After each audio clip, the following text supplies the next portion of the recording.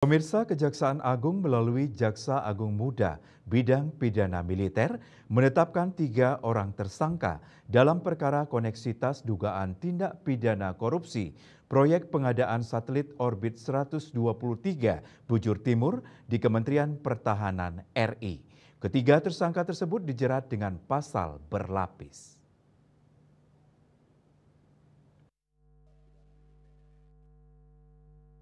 Dalam konferensi persnya di Jakarta, Kejaksaan Agung melalui Jaksa Agung Muda bidang pidana militer menetapkan 3 orang tersangka dalam perkara koneksitas dugaan tindak pidana korupsi proyek pengadaan satelit orbit 123 Bujur Timur di Kementerian Pertahanan Republik Indonesia. Penetapan tersangka dilakukan oleh tim penyidik sebagaimana disampaikan oleh Kepala Pusat Penerangan Hukum Kejagung Harli Siregar. Kasus tersebut ini bermula dari perjanjian antara Kementerian Pertahanan dan perusahaan asal Hungarian Navajo International.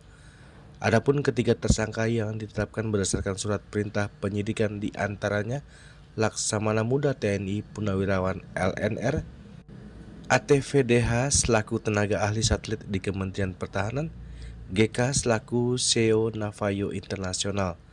Ketiga tersangka dijerat dengan pasal berlapis yakni pasal 2 ayat 1 JO pasal 18 Undang-Undang Tipikor JO pasal 55 ayat 1 ke 1 JO pasal 64 KUHP, subsidiar pasal 3 JO pasal 18 Undang-Undang Tipikor JO pasal 55 ayat 1 ke JO pasal 64 KUHP.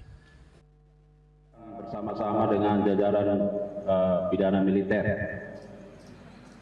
Tentu dalam kaitan dengan penetapan tersangka perkara koneksitas dalam perkara korupsi satelit slot orbit 123 derajat Bujur Timur ya pada Kementerian Pertahanan.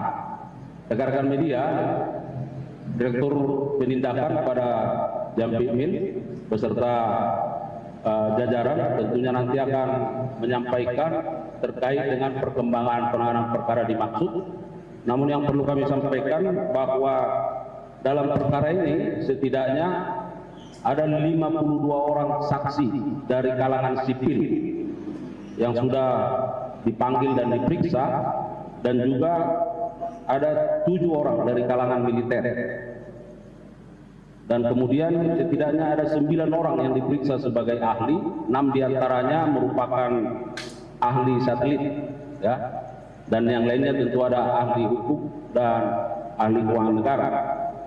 Dan perlu kami sampaikan bahwa jajaran Jampimil tentu terus berkomitmen, ya, bagaimana menegakkan hukum terkait dengan terlaksananya fungsi-fungsi penegakan hukum koneksitas. Dari Jakarta, Julius Watun, Ketut Sumadiasa melaporkan.